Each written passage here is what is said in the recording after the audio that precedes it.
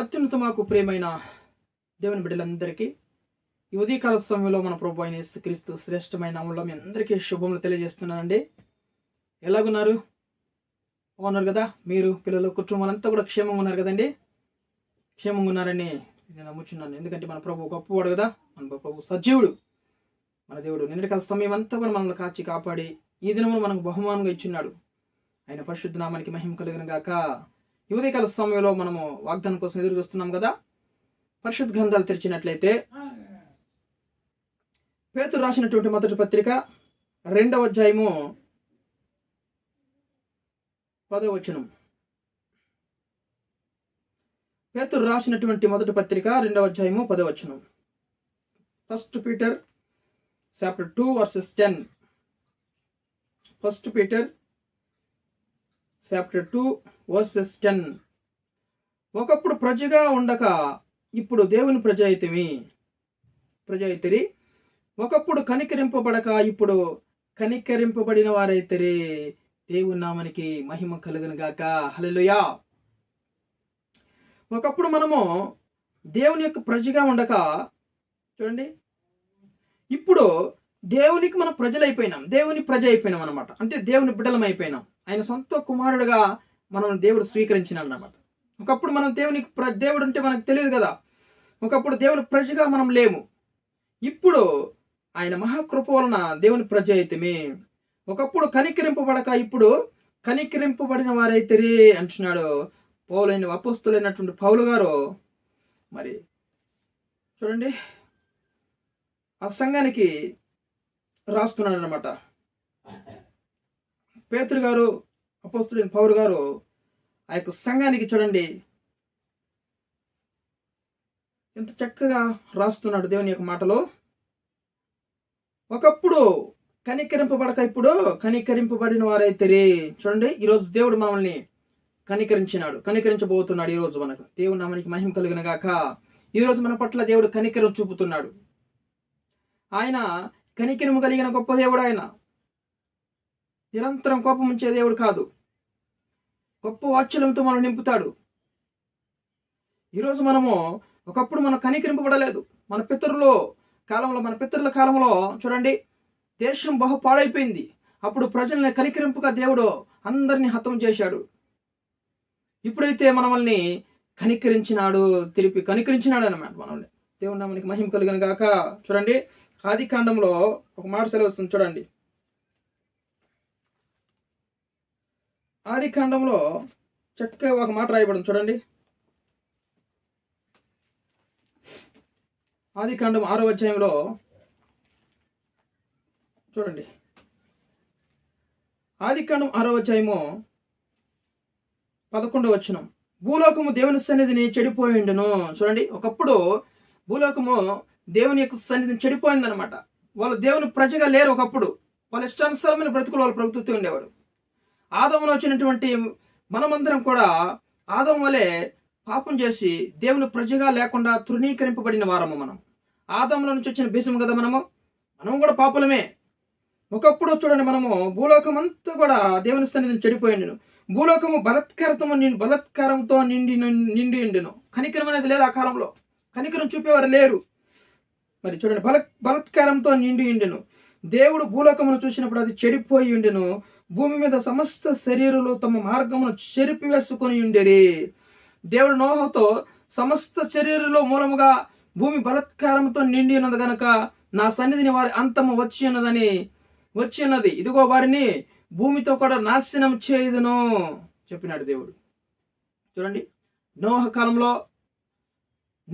కాలంలో భూమితో కూడా చూడండి వారిని నాశనం చేయుదును, సమస్తాన్ని నాశనం చేస్తానని ఒకప్పుడు చూడండి దేవుడు కనికరింపలే మనల్ని.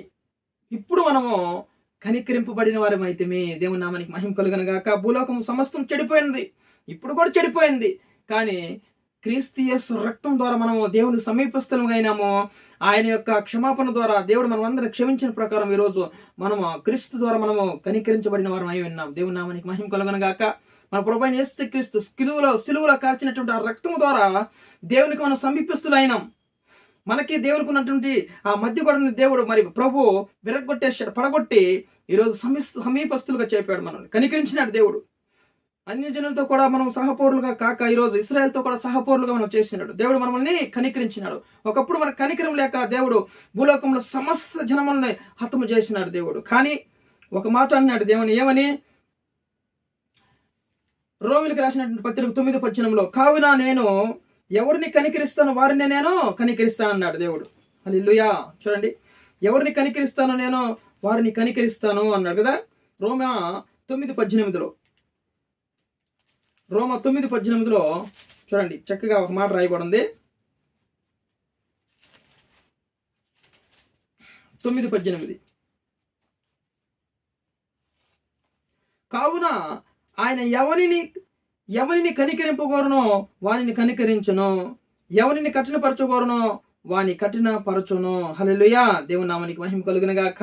చూడండి, ఫరో హృదయాన్ని కఠినపరిచాడు దేవుడు, కఠినంగా నడుచుకున్నాడు వారి పట్ల. ఈరోజు చూడండి, నోవాహుని దేవుడు కనికరించాడు. భూలోకము సమస్త పాపంతో నిండినది, భూమితో కూడా సమస్త జనాన్ని నాశనం చేయబోతున్నా అన్నాడు దేవుడు.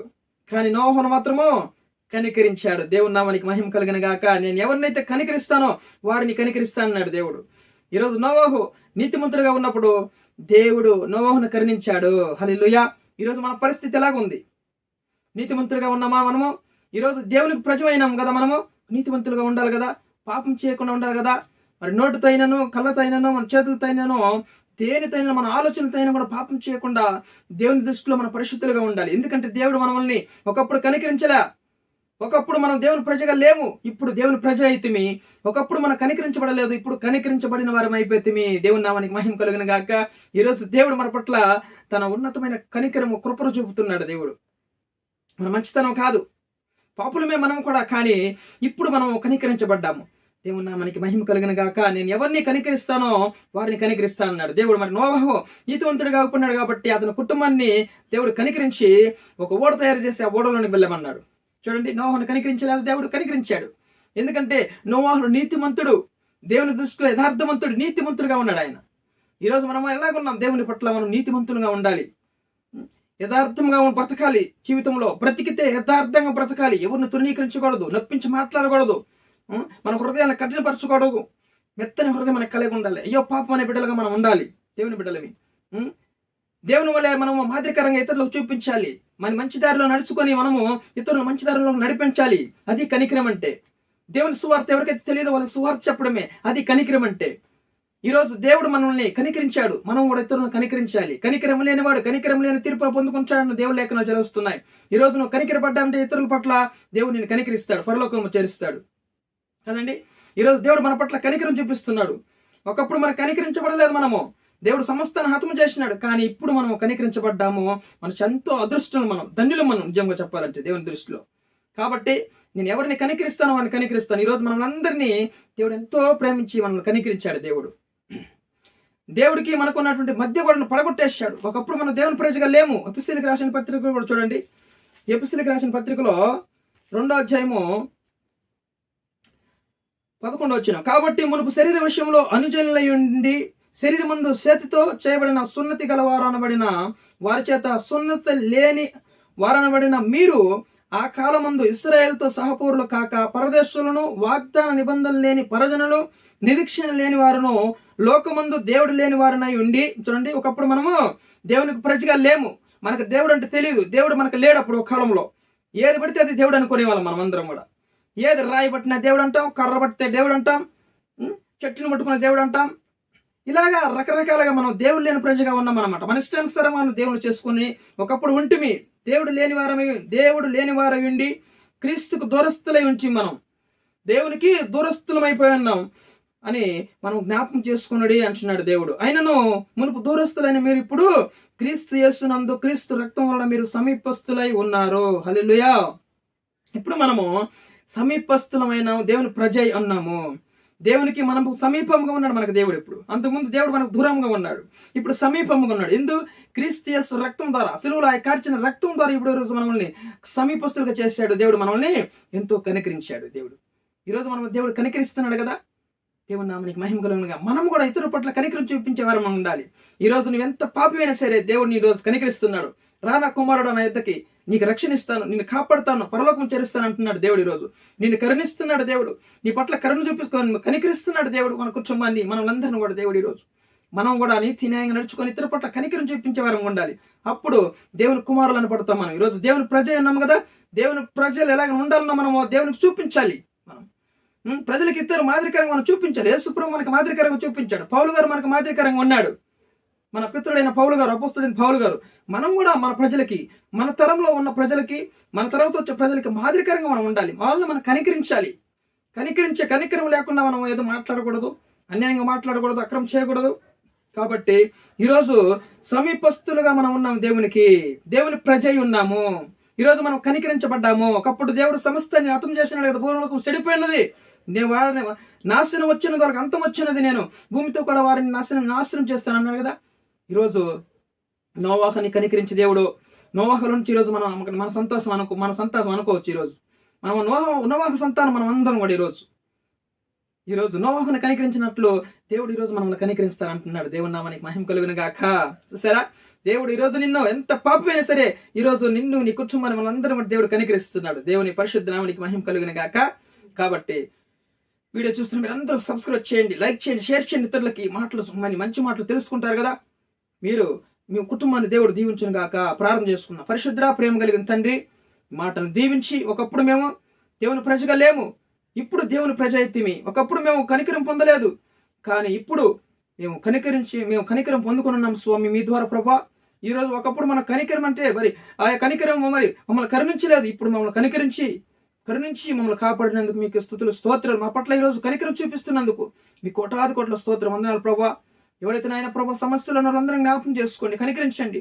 ఎవరైతే నాయన అనారోగ్య సమస్యలు ఉన్నారో వాళ్ళందరినీ మీ గాయపడిన హస్తాలతో ముట్టి కనికరించండి స్వామి, స్వస్థ అనుగ్రహించండి. ఎవరికైతే నాయన ఉద్యోగాలు లేవు వాళ్ళందరికీ నాయన ప్రభా మీ కృప చొప్పున కనికరించి ఉద్యోగాలు దయచేయండి. ఎవరికైతే వివాహం కాలేదో వాళ్ళందరికీ నాయన ప్రభా మీ కనికరం చొప్పున వాళ్ళకి మంచి ఉద్యోగ అవకాశాలు దయచేయండి. ఎవరికైతే వివాహం కాలేదో వాళ్ళందరికీ నాయన మంచి వివాహ సంబంధాలు మీకు కనికరించిన ఆయన ప్రభా వివాహ సంబంధాలు సమకూర్చిన ఆయన ప్రతి ఒక్కరికి. ఎవరికైతే గర్భఫలం లేదో వాళ్ళందరికీ కూడా నాయన ప్రభా నువ్వు కనికరించి ఈ రోజు నాయన గర్భఫలం దయచేయండి, అద్భుతం జరిగించండి. ప్రతి ఒక్కరిని కూడా ఆశీర్వదించమని వీడియో చూసి ఆమెన్ అంటున్న వాళ్ళ జీవితాల్లో నువ్వు కనికరించి అద్భుతం జరిగించిన ఆయన సహాయం దయచేయమని